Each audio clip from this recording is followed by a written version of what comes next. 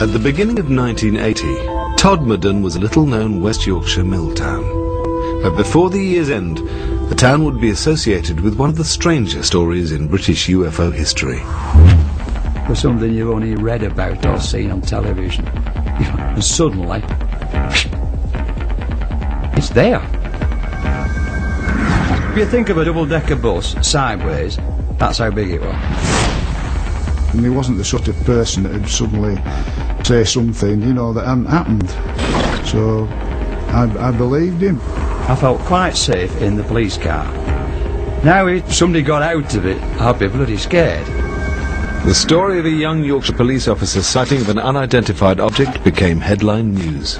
I believe Alan Godfrey is telling the truth. If he's lying, he deserves an Oscar. Almost 30 years later, his experience has become part of UFO folklore. I've been a journalist for 50 years and covered quite a few rather strange stories. But the Alan Godfrey story is undoubtedly the most astonishing thing I ever covered. In 1980, Alan Godfrey had been a police officer in the Todmorden area for 6 years. On the night of the 28th of November, he claims to have witnessed something extraordinary. We got radio messages from our control room that people were reporting seeing a small herd of cows roaming around a local council estate. And as I'm going up Burnley Road, I could see in the distance, about 500-600 yards up the road, something that had skidded. I thought it was a staff bus that had skidded across the road for some reason. Whatever it was, I decided to go and investigate. So I'm driving towards this object, and I got within about 20 yards, and there it was. An object, nuts and bolts, hovering above the road surface. It was shaped in a diamond shape, and the bottom flange was rotating. The top half appeared to be stationary. I didn't know what to do. I mean, what would you do? Well, if it were you, you'd probably ring the police up. But in my case, I'm already there, so I thought I'd radio our control room. Alpha Foxtrot 203 control. Now with two radios, we've got a VHF, which is the car radio, and UHF, which is the personal radio. I tried both, and none of them had worked. Come in control. It was eerily silent. That really does stick in my mind, that was really eerily silent. And for some reason, I don't know why, I picked my clipboard up and started to draw it. I made a quick sketch. So it's there. Rather than my head, it's there, it's black and white. Although he'd made a sketch, Alan Godfrey's story would ultimately centre around what happened next. Now it's black and white. And I'm at the other side of it, driving. Quick glance at the mirror, it's not there. I got out of the car. The road surface was whirlpool dry, like a spinning object would make, you know, with all these leaves and branches and what have you. You could see an area of road surface that wasn't like the other. The others were wet, this was dry. Unsure of what had happened to him, PC Godfrey drove straight back to the police station in Todmorden. When Alan came into the police station, he was very agitated. I says to him, you'll never guess what I've just seen, you know. You won't believe what I've just seen. At first, you know, you think it's totally outrageous, you know, but I've no reason to doubt him. I mean, I've known him for a long time, and we know each other really well, and I've no reason to doubt what he said. But the night still had one more surprise left. As Alan Godfrey ended his shift, he noticed something else he couldn't explain. There was approximately 30-35 minutes missing that couldn't be accounted for. When we leaving the police station to coming back. To me, I'd only been away 15 minutes. Over I hadn't, I'd been away approximately 45-50 minutes. On the night of the 28th of November 1980, Police Constable Alan Godfrey was driving through the Pennine town of Todmorden when he witnessed a strange object in the road. was something you've only read about or seen on television. And suddenly, it's there, in front of you. It was just something out of a science fiction film. It was totally unbelievable. P.C. Godfrey had no rational explanation for what he'd seen, or for what he discovered later. I had this irritating itch on my foot. The boot on my left foot was split. If that's the sole of the, it was split that way. I've no idea why they were split, but when I took it off, I removed my sock, and it was on the instep of my foot, and it was a round circle like that.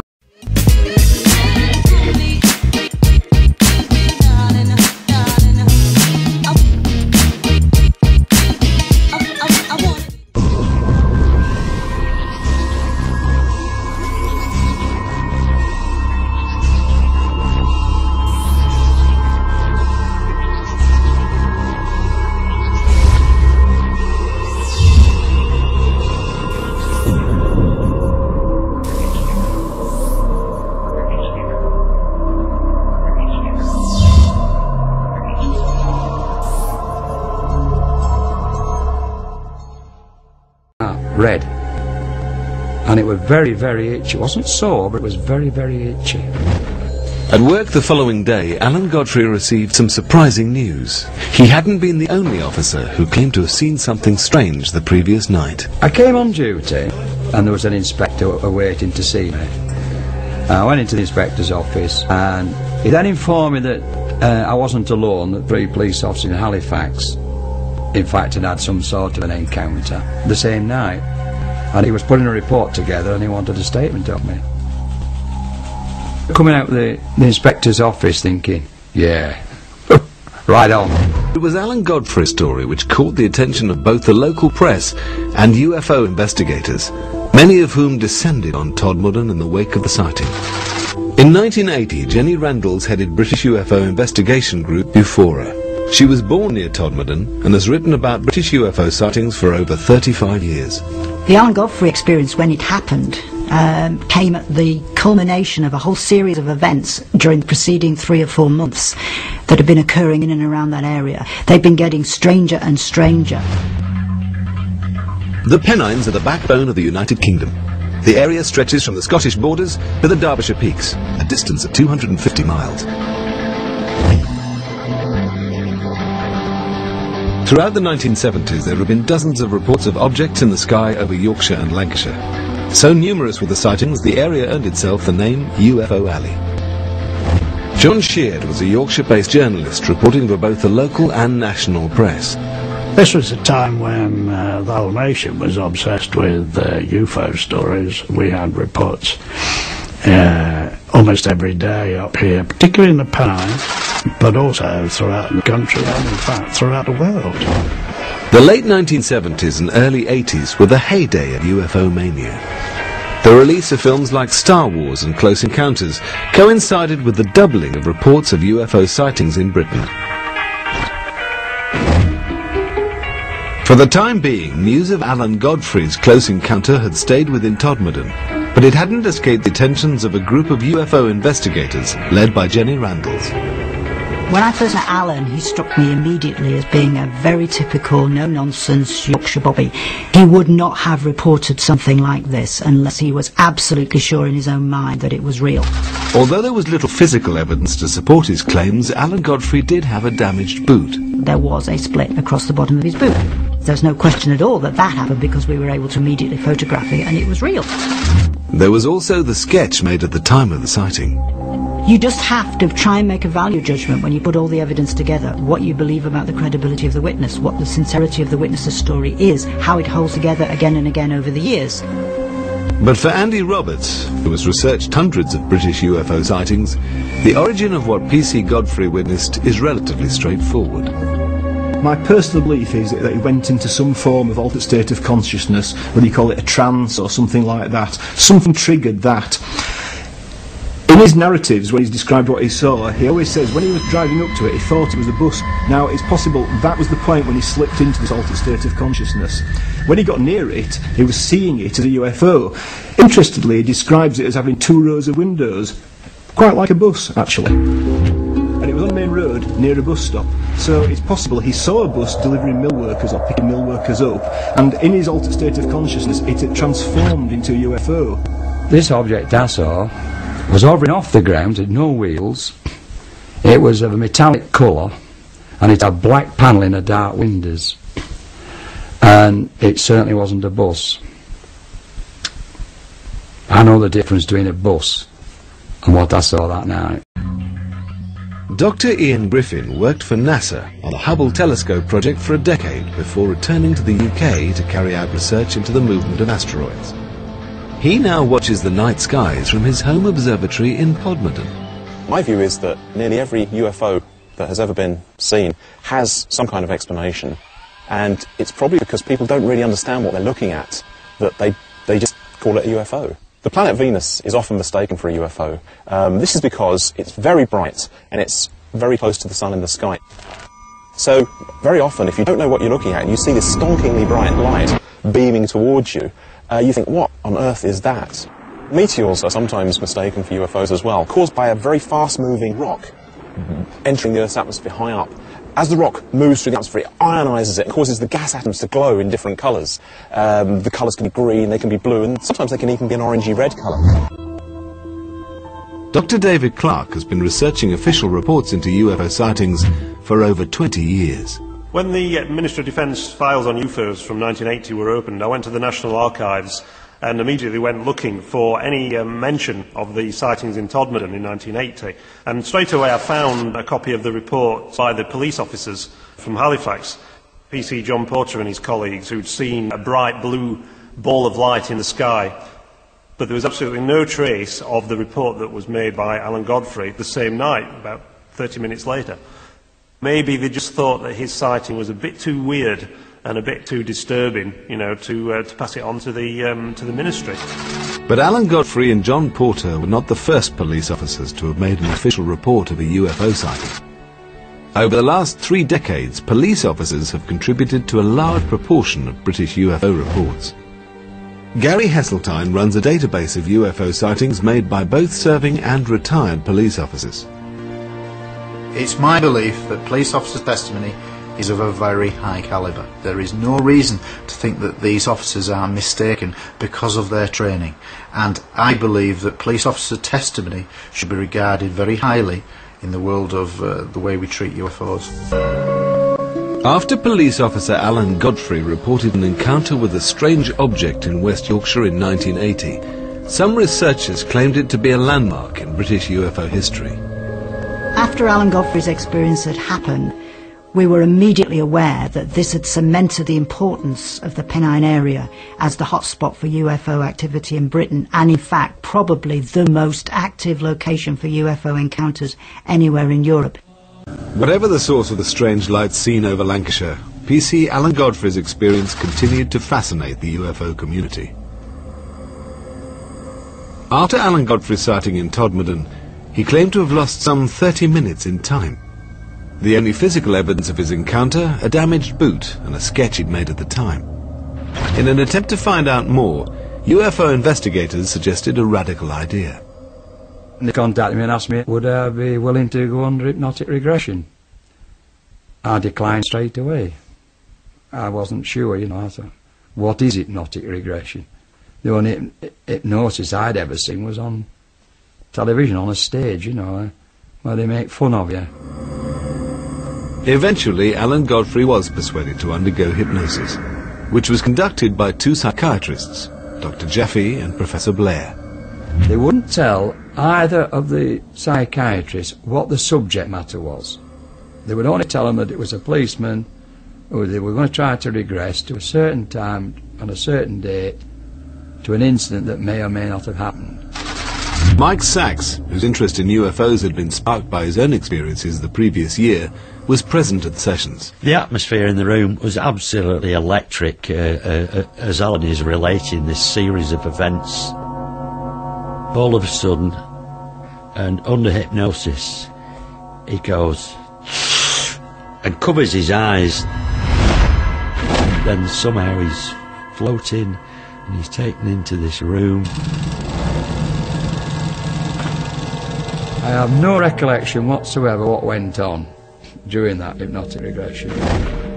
Under hypnosis, Alan Godfrey's claims grew more bizarre. Not only had he witnessed a UFO, he had also come into contact with aliens.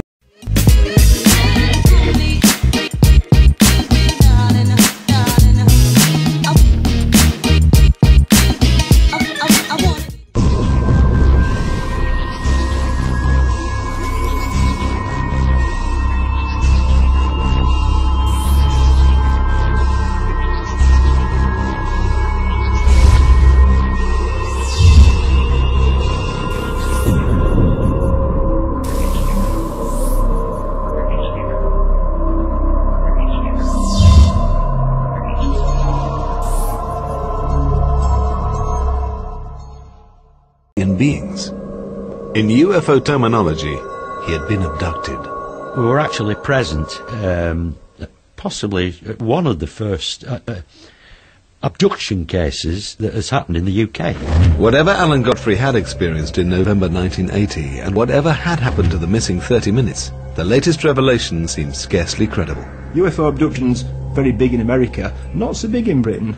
A handful of people allegedly being abducted by UFOs. So when you get a policeman seeing a UFO, later coming out under hypnosis with the story he was abducted, you've got something that's quite solid there, and people have latched onto it as being, you know, a real event. I'm asking myself, did that really happen? No, I can't. I don't believe it. But why am I saying it? Psychologist Chris French has conducted several studies in the area of so-called paranormal experiences. There are a number of different factors which seem to play a role in people reporting that they've had an alien abduction experience. Very often there is some initial triggering event, like, say, an episode of sleep paralysis or missing time, that leads people to believe they may have been abducted by aliens. What's probably happening is that they are getting confused between things that are happening in here and things that are happening in external reality, and basically as a result they're having sometimes hallucinatory experiences, sometimes false memories, but that's leading them to believe that they've had these alien encounters. But it wasn't just Alan Godfrey's supposed abduction that intrigued ufologists. The investigators also discovered a connection to another unsolved local mystery, one they believed could have extraterrestrial origins. 6 months before his UFO sighting, Alan Godfrey and colleague Malcolm Agley had received a call about a body found at a local coal yard. He received a radio message that found a body at Todmorden railway station, so I attended with PC Alan Godfrey. So instinctively tells you there's something not right. You know, you come across dead bodies all the time, it sounds like, but you do. He was lying on his back, just staring up into the sky. There's no disturbance of the call, you know, to say how he got there. You just can't explain it at all. And it was being treated as a crime scene. I think everybody at that stage thought it was a crime. That's how obvious it was.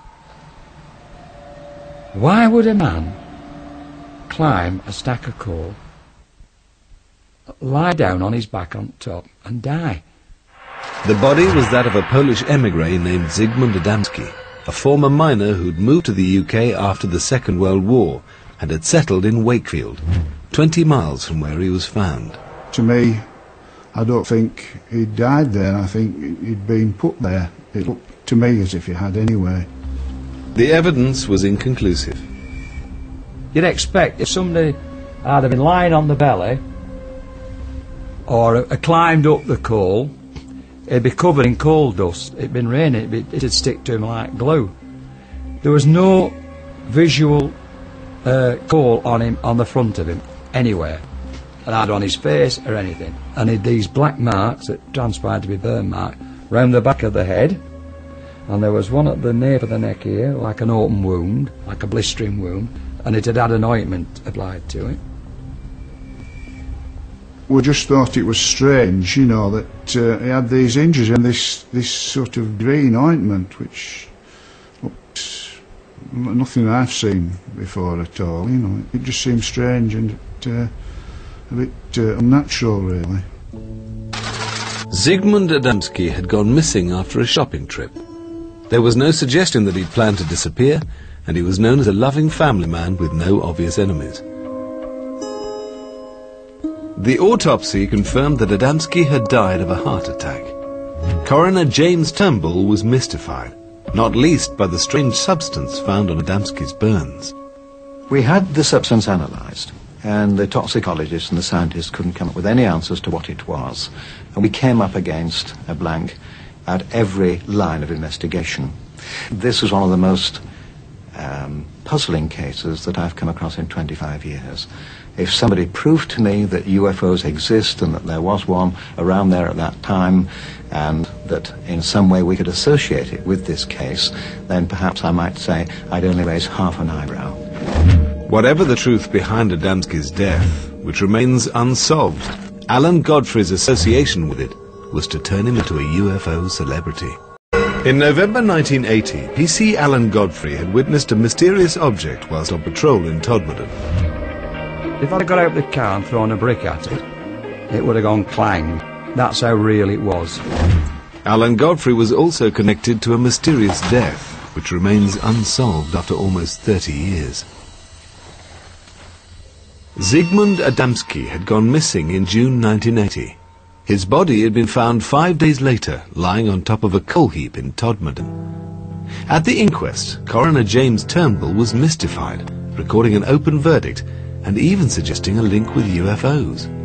I've been nearly 27 years in the police, and it's the one thing that I've never really got to the bottom of, and it is bizarre, and it's always been there at the back of my mind. There's just no explanation for it at all. Nobody has ever been charged in relation to the death of Zygmunt Adamski, and the strange ointment which covered his burns has never been identified. To this day, we don't know whether or not there actually is any connection with the Adamski death. The case is still unsolved. They've never found out how his body got onto the top of that coal heap. Some UFO researchers looked at all the pieces of the puzzle. You know, the fact that he was put on a coal tip, and how did he get there? It's mysterious. And they just jumped to the most massive of conclusions, that, you know, the only explanation must be that he's been abducted by aliens and something's gone wrong. The Adamski story was picked up by Sunday Mirror journalist John Sheard. Although more used to covering Northern Ireland and the trial of the Yorkshire Ripper, he recognised the opportunity for an exclusive. I sat down and tried to write it as straight as I could. I didn't want it to sound over-sensational, because it was already a very sensational story. What I didn't know was that when it hit the streets that Sunday, as the front page lead, was the incredible reaction that would happen. I'm talking about literally thousands of letters, hundreds of phone calls. I began to realise that this was a story that, even though I was still a bit iffy about it, had gripped millions of people throughout the world. John Sheard soon discovered PC Alan Godfrey's involvement with the Adamski case, and the later claims made under hypnosis that he'd been the subject of an alien abduction. I've been a journalist for 50 years and covered quite a few rather strange stories, but the Alan Godfrey story is undoubtedly the most astonishing thing I ever covered. What made Alan's story so special from my point of view was the fact that A, he was a serving policeman, and one expects them to be fairly straightforward in recording facts. And of course it came on the heels of the Adamski story and a very strange inquest. Individually they were good pieces, but when you add the two together and a possible connection, you've got dynamite. At the time, Alan Godfrey's story captured the public imagination. Whatever the truth behind it, it's become one of Britain's classic UFO cases. I've got no doubt that Alan's UFO experience was to him real. Whether it was objectively real is a different kettle of fish altogether. We can all have experiences which we believe are real to us, and they can happen at some form of lucid dreaming, for instance, hallucinatory states, fugue states, trance states. They're all real to the person, but that's a subjective reality, not an objective reality. On the moors above Halifax, former police officer John Porter is meeting Alan Godfrey. Both reported seeing something unexplained on the night of the 28th of November 1980. Oh, yeah. All right. You're getting grey. Hey, you still got yours, haven't you? Yeah, I know, but it's stuck on. It was only when I found out about you lads that it made me feel a lot more comfortable. Yeah. You know, because... I can understand that. Do you know what I'm on about? 3 of us can't be wrong. 3 of you can't be wrong. 3 of us cannot be wrong. 3 of us saw what we saw. Exactly. Now, I was on my own. Yeah. And I've been told I would hallucinate. Whatever. I've had all this. And another one. I've been told I've fallen asleep at the wheel. Absolutely. And I'm driving, but you know what I mean? I'm driving. I know. I only left the police station 5 minutes earlier, you know. Alan has never changed his story. He's a very down-to-earth gentleman, and he had more to lose than to gain by relating such an incident. And that's why Alan's story goes down as a classic close encounter from the UK. Alan Godfrey left the police force in 1985. Almost 30 years on, he's still sticking to his story. It's 28 years ago, and I still believe in what I saw was really there.